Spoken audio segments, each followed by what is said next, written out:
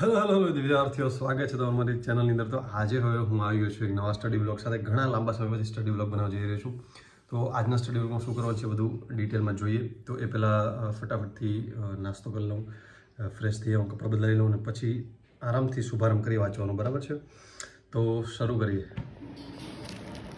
જેવો નાસ્તો ખતમ કર્યો એટલે મમ્મી એક કામ સોંપી દીધું, ગામમાં જાય અને ફૂલ શેડનું સમથિંગ કામ છે તો એ ખતમ કરી આવે. તો કંઈ વાંધો નહીં, સન્ડે છે, સન્ડેમાં બધાને ઘરે કોઈક ને આવા પેન્ડિંગ કામો હોય જ છે. તો મેં કીધું કંઈ વાંધો નહીં, મને રજા મળે છે તો થોડાક કામ પતાવી આવું. તો હું ત્યાં ગયો અને પછી અહીંયા ટેલર પાસે પહોંચી ગયો. ત્યાંથી એક ફ્રેન્ડની શોપ પર ગયો, ફ્રેન્ડને મળી અને પછી ગયો ઘરે. તો ગામમાં કામ પતાવીને આવ્યા બાદ હવે થોડીક વાર આપણે વાંચી લઈએ. તો આજે વાંચવામાં એવું કરવાનું છે કે મેન્સ આન્સર રાઇટિંગ કરવાનું છે ગુજરાતની ભૂગોળનું. કોઈ પણ એક સબ્જેક્ટ લેવાનું, પછી એના વિશે આન્સર રાઇટિંગ, પાસ્ટ પૂછાયેલા પ્રશ્નો જોવાના, માંથી કઈ રીતના આન્સર લખી શકાય એ બધું પહેલાં જોવાનું, પછીથી નવા પ્રશ્નો તરફ વળવાનું. તો આપણે આજે હું કરીશ તમારી સામે બધું. અને બીજું છે એના પછી આપણે થોડુંક કામ છે, થોડીક બુક્સનો રિવ્યૂ કરવાનું છે. તમને બતાવી દઉં કે બુક્સના રિવ્યૂમાં છે એ છે અભ્યમની ગણિતની બુક છે, એ છે એનું રિવ્યૂ કરવાનું છે. ગણિત અને રિઝનિંગ જે બુક બર્ડની છે એનું રિવ્યૂ કરવાનું છે. અને બાકી યુઆઈએનસીઆરટી સિરીઝની અમુક જે બુક્સ બાકી રહી ગઈ હતી, અર્થતંત્ર છે, વિજ્ઞાન ટેક છે અને સાંસ્કૃતિક વારસો છે, તો આ ત્રણેય બુક્સનું પણ રિવ્યૂ કરવાનું છે. તો આ ત્રણ ટોટલ બુક્સનું રિવ્યૂ આવવાનું છે, એટલે ચેનલમાં જોડાયેલા રહેજો. એક બે દિવસની અંદર આનો રિવ્યૂ આપણી ચેનલની અંદર આવી જશે. સોમ, મંગળ, બુધ રોજ એક વિડીયો નાખી દઈશ આનો બુક રિવ્યૂનો, એટલે તમને આઈડિયા આવે કે ભાઈ બુક આપણે લેવી જોઈએ કે નહીં, શું આની અંદર કન્ટેન્ટ છે, એટલે તમને પૈસા જે ખર્ચો છો એ તમને સાચી દિશામાં જાય છે કે નહીં આઈડિયા આવે. બરાબર? તો બીજા બધા પણ ઘણા બુક્સનો રિવ્યૂ આવશે. એટલે બુક્સનો રિવ્યૂ માટે એવું હોય છે કે હું પહેલાં એને એનાલિસિસ કરું. આ બુક્સ મારી પાસે અઠવાડિયાથી છે મગાવેલી છે, પરંતુ હું એને એનાલિસિસ કરું, રોજ થોડું થોડું જોઉં, એટલે તમારી સામે હું બુક્સનો રિવ્યૂ કરી શકું. બાકી એમ કે ભાઈ બુક આવી, ચલો તમારી સામે કે આ વસ્તુ આપેલ છે, એવું નહીં. એ તો તમને ત્યાં ડેમો કોપીમાં પણ મળી જાય. પણ અંદર કેવું કન્ટેન્ટ છે, કેના માટે શું કામ લાગી શકે છે, આ કન્ટેન્ટનો શું ઉપયોગ છે, કયા ભરતી માટે કયું કામ લાગી શકે છે, એ બધું ડિટેલ કરી અને તમને આપું છું. એટલે અઠવાડિયું જે બુક રિવ્યૂ વાર લાગે. તમે સજેશન આપો જ્યારે કે સાહેબ હવે નેક્સ્ટ આ બુકનું રિવ્યૂ લાવો, તો હું એ પહેલાં એને એનાલિસિસ કર્યું અને પછી બુકનું રિવ્યૂ કરું છું, એટલે થોડીક વાર લાગે છે. તો પછી આપણે આન્સર રાઇટિંગ શું કરવાનું છે આપણે જોઈએ આજે. સરસ મજાનું. બરાબર? તો ચાલુ કરીએ વિડીયો. તો આજે આપણે કરવાનું છે એ પૂછાયેલા પ્રશ્નો, એમાંથી ગુજરાતની ભૂગોળના પૂછાયેલા પ્રશ્નોને કઈ રીતના ટેકલ કરવા, કઈ રીતના જવાબ આપવા, કઈ રીતના તૈયારી કરવી, એની પણ આઈડિયા આપીશ. અને એમસીક્યુની તૈયારી કરો છો તમે કોન્સ્ટેબલ, પીએસઆઈ માટે, તો સીસી ગ્રુપ બી માટે, તો પણ કઈ રીતના કરવું અને કઈ બુક વાંચવી પણ તમને કહીશ. તો મારી પાસે અત્યારે જીપીએસસી ઓલ ઇન વન જે ફ્રી બુકલેટ આવે છે, આપણે એને પૂછાયેલા પ્રશ્નો હોય તો એ મારી પાસે છે. અથવા તો તમારે પૂછાયેલા પ્રશ્નોની એક પીડીએફ પણ મેં સેન્ડ કરેલી છે, જે જીપીએસસીના પૂછાયેલા પેપર, એમાંથી પણ તમે કરી શકો જો પરચેસ ના કરવી હોય તો. બાકી એક સારથી, આપણે જ્ઞાન સારથીનું છે બુક. બરાબર? પૂછાયેલા GS 1, 2, 3 પૂછાયેલા પ્રશ્નો છે મેન્સના, એનું સોલ્યુશન સહિત આપેલ છે, પણ તમે રિફર કરી શકો છો. પણ પૂછાયેલા પ્રશ્નોને આપણે કઈ રીતના ટેકલ કરવા આપણે જોશું. તો આ બુકમાંથી આપણે પહેલાં આજે જીપીએસસી મેન્સમાં જે ભૂગોળના, ગુજરાતની ભૂગોળના પ્રશ્નો પૂછાયેલા છે એના વિશે ચર્ચા કરશું, અને કઈ રીતના એ આપણે વાંચતા હોય તો કઈ રીતના એનું ટેકલ કરવું. બરાબર? તો એ આપણે ધ્યાન રાખશું. મારી ઓલવેઝ તૈયારી તમને ખબર છે કે લખીને કરવાની છે.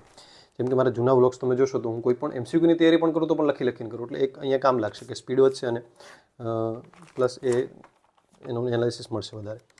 તો પહેલાં તો વાત કરીએ ગુજરાતની ભૂગોળ માટે કઈ કઈ બુક ફોલો કરી શકાય. તો પહેલાં આ લિબર્ટીનું નવું વર્ઝન છે, ને આ છે જીકે ગુજરાત જનરલ નોલેજ. બરાબર? જીકે, આની અંદર પણ ગુજરાત ભૂગોળ આપેલી છે.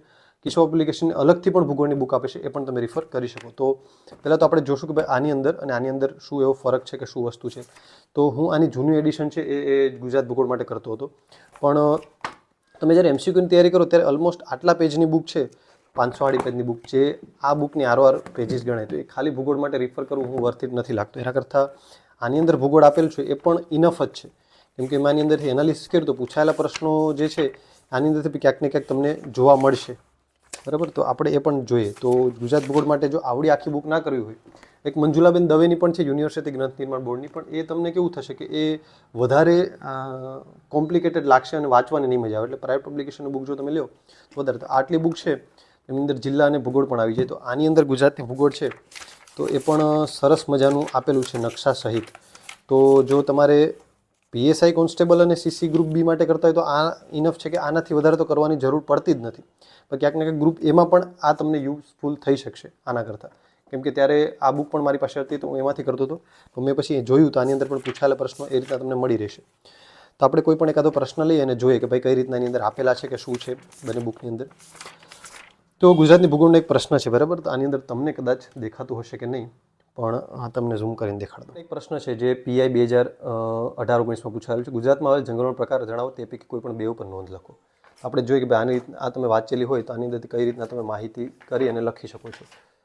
તો તમે આ બુક વાંચેલી છે, તમને આઈડિયા છે કે જંગલોનું વસ્તુ ક્યાં આપેલ છે અને તમને મળી રહેશે. તો ગુજરાતમાં આવેલ જંગલોનો પ્રકાર તો આવી રીતના લખી શકો. તમે પહેલાં ઇન્ટ્રો લખવો પડે. આ જંગલ સંપત્તિમાંથી થોડું ઘણું ઇન્ટ્રોમાં આપણે હમણાં લખવાનું ટ્રાય કરશું, અને કે થોડી ઘણી ઇન્ટ્રો એટલા ટકા જંગલ છે, શું છે એના વિશે થોડુંક ઇન્ટ્રો, પછી જંગલોના પ્રકાર વિશે એક પછી એક માહિતી, 4 પ્રકાર છે, એમાંથી કોઈ પણ 2 વિશે આપણે આવડતા હોય એના વિશે નોંધ લખવાની છે. તો આ રીતના પ્રશ્ન ટેકલ કરી શકો છો. આ રીતના જ આપણે પહેલી બુકની અંદર આપેલું છે કે શું એ પણ આપણે જોઈ લઈએ. તમે આ બે બુકમાંથી કોઈ પણ બુક પ્રિફર કરી શકો. ઘણીવાર એવું હોય છે કોઈ એક બુક, એવું નથી કે આ બુક કરો તો જ થાય, ક્યારેક 2 બુક પણ તમે કોઈ પણ બુક તમારી રીતના લઈ શકો છો. તો આમાં જંગલોના પ્રકાર વિશે કઈ રીતના માહિતી આપેલી છે જોઈએ. તો જંગલ પેદાશ છે અને જંગલ આધારિત ઉદ્યોગ છે. હા, તો અહીંયા જંગલોના 4 પ્રકાર છે, ઇન્ટ્રો 4 પ્રકાર છે, 4 પ્રકાર વિશે માહિતી આવી રીતના પણ આની અંદર આપી શકો છો.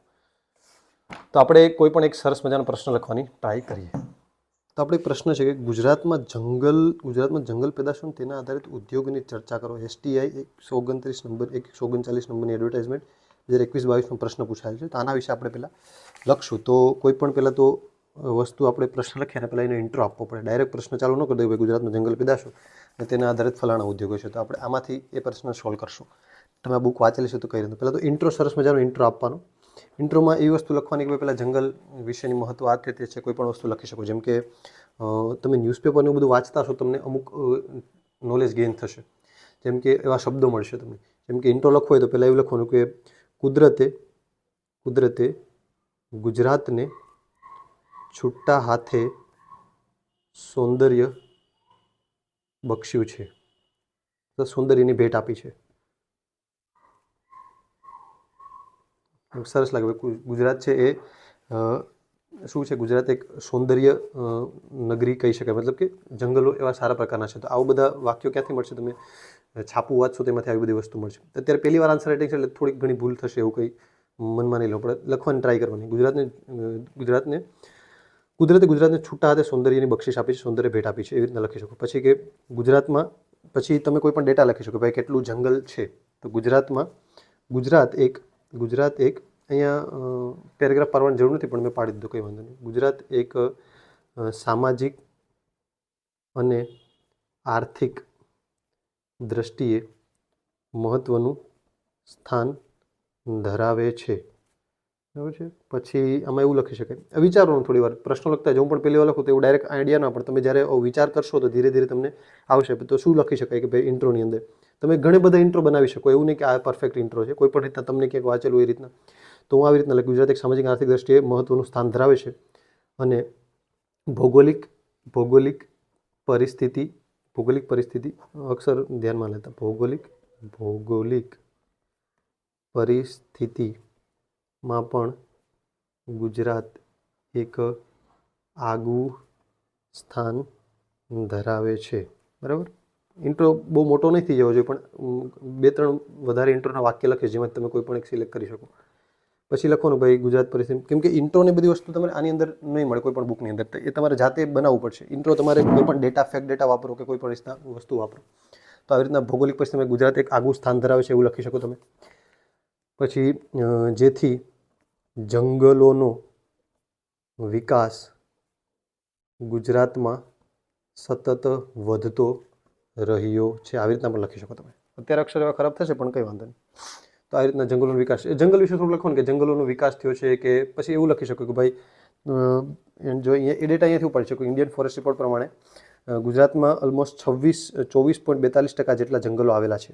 જ્યારે ગુજરાતમાં ભારતમાં એટલા છે ને, ગુજરાતમાં લગભગ 10.41% જંગલો આવેલા છે. આવી રીતના તમે ડેટા લખી શકો. બરાબર. અને ભૌગોલિક દ્રષ્ટિએ 33% જંગલોના વિકાસની કુદરતી નીતિ જે અપનાવી છે એ છે. પણ એટલું બધું લાંબો ઇન્ટ્રો લખવાની જરૂર નથી. કોઈ પણ રીતે ઇન્ટ્રો આવી રીતના લખી શકો કે ભાઈ શું સાંસ્કૃતિક અથવા આર્થિક રીતે ગુજરાતના જંગલો એક મહત્ત્વનું સ્થાન ધરાવે છે. પછી આપણે લખવાનું ગુજરાતના જંગલ પેદાશો અને તેના પર આધારિત ઉદ્યોગોની ચર્ચા કરવાની છે. તો પહેલાં ગુજરાતમાં જંગલ પેદાશો નીચે મુજબ છે. જંગલ પેદાશો જોવાની કઈ છે. તો કે જો એમાં ઇમારતી લાકડું હોય, પહેલાં તો ઇમારતી લાકડું હોય, બીડી છે. બરાબર. જે પેદાશો મળી છે, બીડી એટલે કે ટીમરું છે, જે ટીમરું પછી એમાંથી બીડી બને એ પછી લખવાનું ટીમરું છે. પછી લખવાનું કે ભાઈ લાખ છે, રતનજોત છે, કાથો છે, પછી ઔષધિઓ છે, ગુગળ છે, બરાબર. પછી લાકડા વ્યવહાર મિલો છે એ ના આવે, કેમ કે એ પેદાશ નથી, એમાંથી પછી ઉદ્યોગ છે. તો આ રીતના પહેલાં લખી શકો. બોબિન શટલ છે, તો ચીપબોર્ડ બનાવવાની ફેક્ટરી, બીડી દીવાસળી માટે જે શીંબડું છે. તો અલગ અલગ ગુજરાતની અંદર ભૌગોલિક દ્રષ્ટિએ ગુજરાતની અંદર ખૂબ સારા પ્રમાણમાં જંગલ પેદાશો થાય છે એવું લખવાનું. પછી લખવાનું કે ભાઈ કયા કયા જંગલ પેદાશો, કે ટીમરૂ છે, ગુજરાતમાં લગભગ ટીમરૂ છે, પછી લાખ છે, રતનજોત છે. આ બધા જંગલ પેદાશો લખવાની. પછી એના આધારે ઉદ્યોગો પર ચર્ચા કરવાની. એના આધારે અથવા તમે આને ચાર્ટ તરીકે બનાવવું હોય તો આમ બનાવી શકો. ગુજરાતમાં જંગલ પેદાશો, પછી આવી રીતના કે અહીંયા કઈ છે તો કે ટીમરૂ, જેનામાંથી બીડી બને. આ બધું નોર્મલ વ્યક્તિને આવડતું જશે. આ બધું થોડું થોડું વાંચેલું છે તો આઈડિયા આવશે કઈ કઈ વસ્તુ ગુજરાતમાં થાય છે. બરાબર. રતનજોત છે, બાયોડીઝલ મેળવવા માટે જે છે એ વસ્તુ. પછી કાથો છે, ખેરના વૃક્ષમાંથી બનતો ખેરનું વૃક્ષ છે, ખેર વૃક્ષ છે. આ બધા એવી રીતના લખવાનું. પછી કાગળનો ઉદ્યોગ છે તો ઉદ્યોગ છે એટલે એ લખવાની જરૂર નથી. ગુગળ છે, ગુગળ લખવાનું. ઇમારતી લાકડું મળી આવે છે, ઇમારતી. આવી રીતના તમે કરી શકો, આવી રીતના તમે બનાવી શકો. અને પછીથી આપણે લખવાનું છે જંગલ આધારિત ઉદ્યોગો કે કઈ કઈ છે. તો કે ભાઈ બીડી ઉદ્યોગ છે, બીડી ઉદ્યોગ. જેવું કીધું એટલે અમુક ઉદ્યોગોની ચર્ચા કરવાની. બધા ઉદ્યોગો કરશો તો મોટું થઈ જશે. તમને જેટલા યાદ આવશે, કેમ કે બધાને બધું યાદ ન રહે, ત્યાં ભૂલાઈ જતું હોય.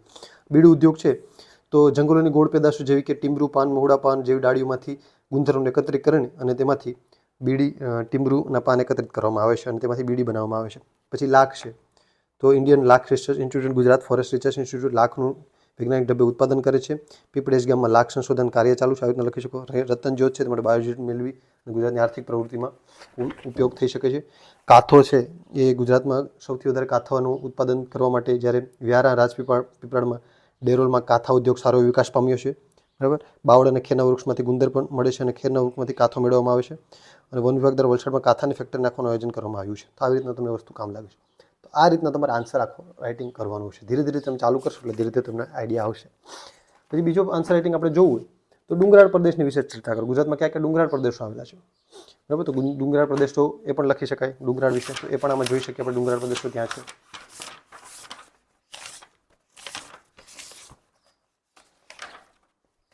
નદી, ઘણા એવા પ્રશ્નો પહેલાં જીપીએસસીમાં કેવા પ્રશ્નો પૂછાતા હતા કે ભાઈ વન લાઇનર ટાઈપનો, કે 60 સીટર શબ્દોમાં, 35 શબ્દોમાં પૂછાતા હતા. જેમ કે ગુજરાતમાં સૌથી લાંબી નદી અને તેની લંબાઈ કેટલી છે એના વિશે લખો 10 થી 20 શબ્દોમાં. તો આટલું પહેલાં તો સીસી મેન્સમાં કદાચ એવા સ્ટાર્ટિંગ પોઈન્ટ આવા નાના નાના પ્રશ્નો પૂછી શકે, કેમ કે એ જીપીએસસી સુધી ન લઈ જાય. આપણે એમ થાય કે જીપીએસસી બેનું સિલેબસ સેમ કરી દીધો, ડીવાયએસઓમાં અને રેવન્યુ ક્લાર્કમાં શું ફરક રહ્યો, તો ત્યારે એ ફરક રહી શકે કે આમાં નાના નાના પ્રશ્નો પૂછી શકે તમને. સૌથી લાંબી નદી સરસ્વતી નદી લાંબી, તેની લંબાઈ કેટલી છે લખવાની છે. તો બસ એટલું લખવાનું છે, આની અંદર વધારે નથી. કેમ કે નાના નાના પ્રશ્નો, મેંગ્રુવ જંગલોની પ્રચુરતા ક્યાં છે, શા માટે હોય છે. પછી એવી રીતના ખારાઈ ઊંટની વિશેષતા લખો. આ ખારાઈ ઊંટ પૂછાઈ ગયું છે એમસીક્યુમાં જે તલાટીની અંદર.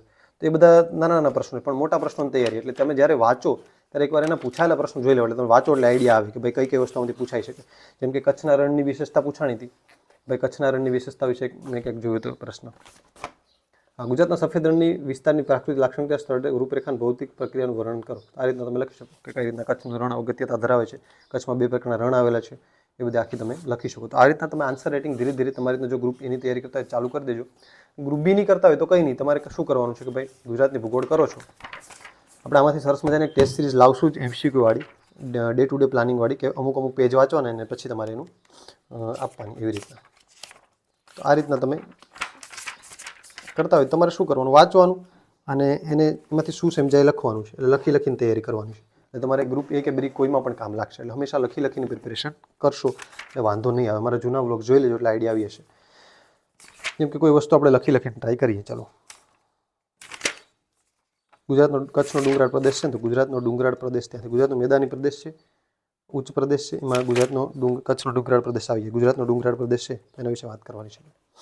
બરાબર છે. તો એ વિશે આપણે લખી લખીને ટ્રાય કરીએ.